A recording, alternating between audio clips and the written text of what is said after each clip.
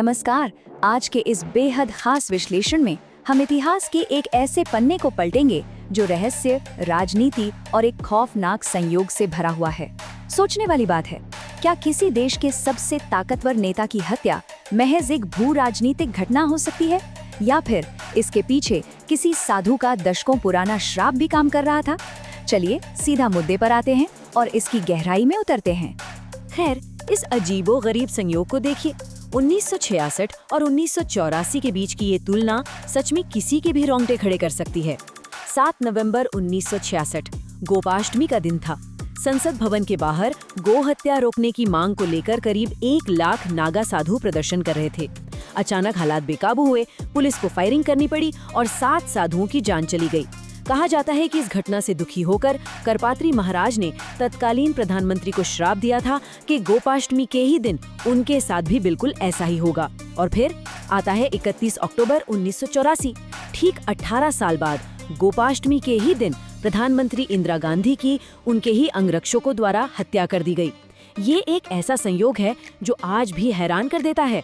लेकिन सिर्फ श्राप की बात करना काफी नहीं है। इस घटना के भू राजनीतिक कारणों को समझने के लिए हमें पहले इंदिरा गांधी की राजनीतिक विरासत पर नजर डालनी होगी। और उनकी विरासत कह सकते हैं कि काफी बंटी हुई या ध्रुवीकृत रही। एक तरफ उन्होंने देश को हरित क्रांति दी, स्पेस मिशन शुरू किए, बैंकों का राष्ट्रीयकरण किया और 1971 में बांग्लादेश का निर्माण जैसी ऐतिहासिक जीतों का नेतृत्व किया। वहीं दूसरी तरफ उन पर आपातकाल यानी इमरजेंसी लगाकर लोकतंत्र को कुचलने के भी गंभीर आरोप लगे। लेकिन इन सब के बीच उनके जीवन का सबसे निर्णायक और विवादास्पद कदम था ऑपरेशन ब्लू स्टार, जिसने सचमुच सब कुछ बदल कर रख दिया। अब ऑपरेशन ब्लू स्टार तक बात कैसे पहुंची, इसके लिए पहले खालिस्तान आंदोलन को समझना जरूरी है। 80 के दशक में ये एक चरम अलगाववादी आंदोलन बन चुका था, जिसका सिर्फ एक ही मकसद था, सिख समुदाय के लिए एक बिल्कुल अलग और स्वतंत्र देश बनाना। जरनैल सिंह भिंडरावाले की अगुवाई में इस आंदोलन ने पंजाब को पूरी तरह से अस्थिर कर दिया। उन्होंने अमृतसर के स्वर्ण मंदिर को ही अपना बेस बना लिया और वहां भारी मात्रा में हथियार जमा कर लिए। जब बातचीत के सारे दरवाजे बंद हो गए तो सरकार को एक बेहद सख्त कदम उठाना ही पड़ा। और वो सख्त कदम था ऑपरेशन ब्लू स्टार। 5 जून 1984 की शाम को भारतीय सेना ने स्वर्ण मंदिर को खाली कराने के लिए अपना अभियान शुरू किया। यहाँ ये जो 36 का आंकड़ा है ना, ये बहुत अहम है। पूरे 36 घंटों तक, जी हाँ, 36 घंटों तक सेना और आतंकवादियों के बीच लगातार भीषण गोलीबारी चलती रही।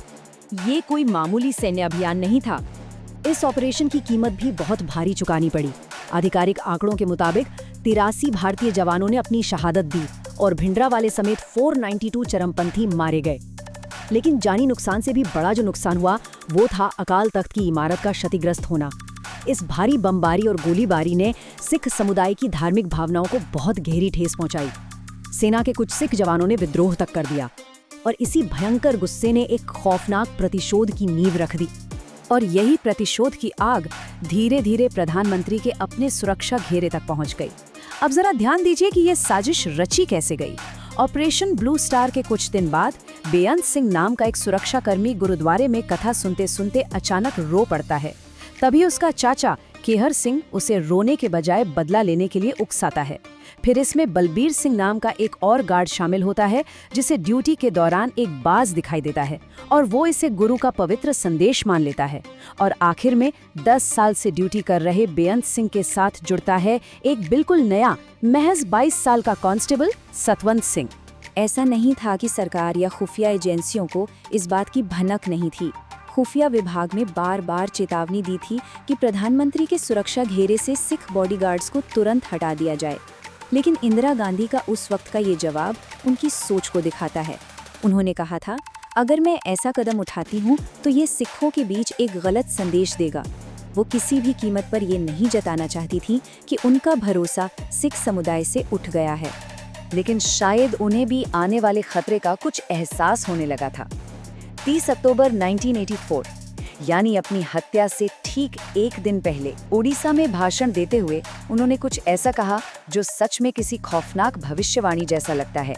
उन्होंने कहा था, मुझे चिंता नहीं है कि मैं जीवित रहूं या नहीं, मेरे खून का एक एक कतरा इस देश को जीवित करेगा। ये शब्द आज भी इतिहास में गूंजते हैं। चलिए अब 31 अक्टूबर की उस मनहूस सुबह पर चलते हैं। शुरुआत बिल्कुल एक आम दिन की तरह ही हुई थी। सुबह 6 बजे उठना, योगा करना, फिर 7:30 बजे जूस, टोस्ट और 2 उबले अंडों का नाश्ता। 8:15 पर उन्होंने अपने सचिव R.K. धवन को फोन करके दिन भर के कामों के निर्देश दिए। 8:30 पर उनका मेकअप शुरू हुआ, क्योंकि उस दिन पीटर उस्तिनोव उनके ऊपर एक डॉक्यूमेंट्री शूट करने वाले थे। सब कुछ एकदम शांत और व्यवस्थित चल रहा था। दिन भर का शेड्यूल खचाखच भरा हुआ था, विदेशी मेहमानों से मीटिंग्स और शाम को ब्रिटिश राजकुमारी के साथ डिनर। अब यहाँ एक बहुत अहम बात है, क्योंकि उस दिन डॉक्यूमेंट्री की शूटिंग थी और चारों तरफ टीवी कैमरे लगे हुए थे। उन्होंने एक फैसला लिया। भारी भरकम होने की वजह से उन्होंने उस दिन अपनी बुलेट प्रूफ जैकेट नहीं पहनी। ये एक ऐसा फैसला था जिसकी कीमत बहुत बहुत भारी पड़ने वाली थी। समय था सुबह के 9:10। वो अपने घर एक सफदरजंग रोड से निकलकर एक अकबर रोड स्थित अपने ऑफिस की तरफ बढ़ती हैं। दोनों के बीच की दूरी महज 50 मीटर थी। साथ में सुरक्षाकर्मी और स्टाफ चल रहे थे। रास्ते में ही उन्होंने एक सेवक को विदेशी मेहमानों के लिए खास चाय का सेट निकालने को कहा। सब कुछ सामान्य था। किसी को अंदाजा तक नहीं था कि अगले ही पल क्या होने वाला है। रास्ते में तैनात बेअंत सिंह ने हाथ जोड़कर उन्हें नमस्ते कहा।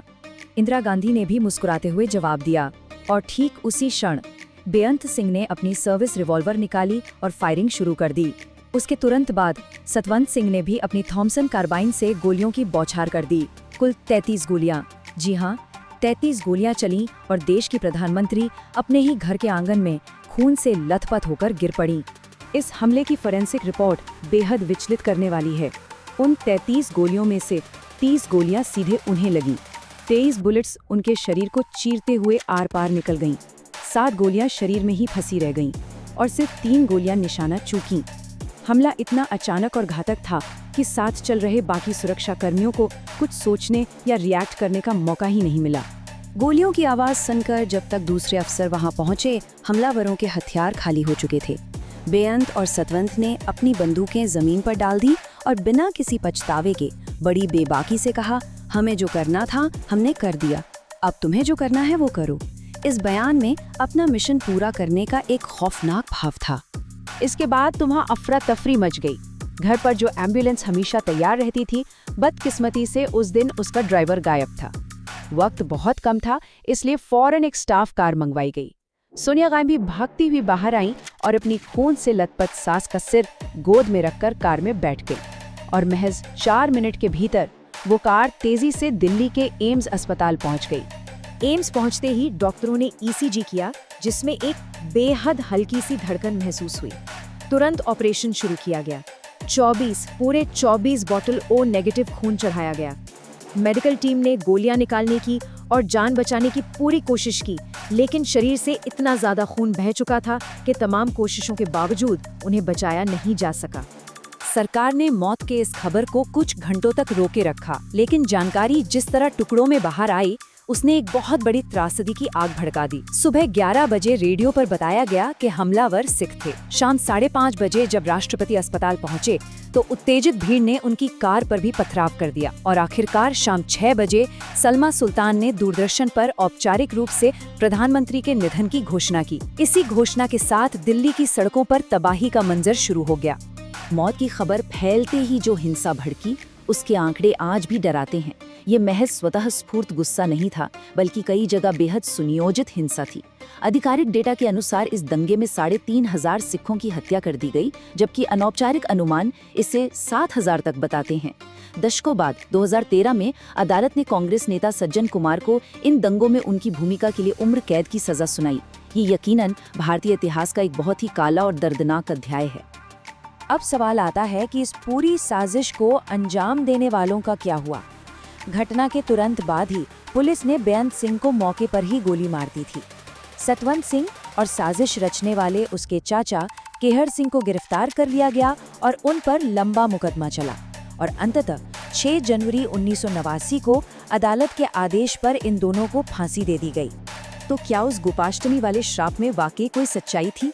ये बात सच है कि 18 साल का वो संयोग बहुत अजीब था, लेकिन श्राप की बाकी बातें पूरी तरह गलत साबित हुई।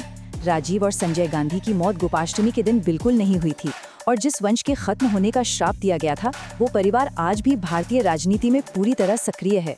असल में इस श्राप वाली कहानी को बहुत बाद में राजीव दीक्षित नाम के कार्यकर्ता ने लोकप्रिय बनाया था। तो अंत में हम इसी बड़े सवाल पर लौटते हैं, क्या ये वाकई किसी साधु के श्राप का नतीजा था, या फिर भू राजनीति, अलगाववाद, ऑपरेशन ब्लू स्टार और उसके बाद भड़के प्रतिशोध की एक बेहद दुखद परिणति? खैर, कारण जो भी हो, इस घटना ने एक बात तो साबित कर दी है कि इतिहास के पन्ने हमेशा बहुत गहरे, जटिल और अक्सर खौफनाक होते हैं। आज के इस विश्लेषण में हमारे साथ जुड़ने के लिए बहुत बहुत शुक्रिया। विचार करते रहिए और सच की तलाश जारी रखिए।